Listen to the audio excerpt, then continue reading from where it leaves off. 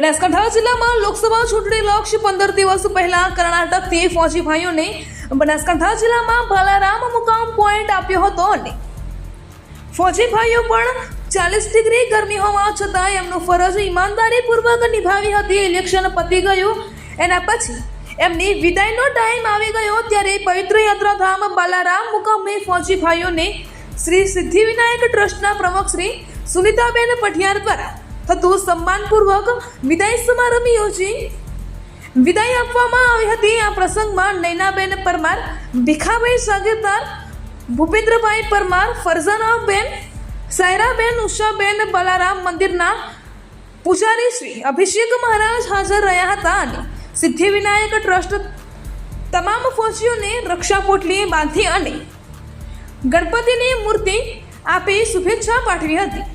કેપીટીવી Gujarati, Banaskantha.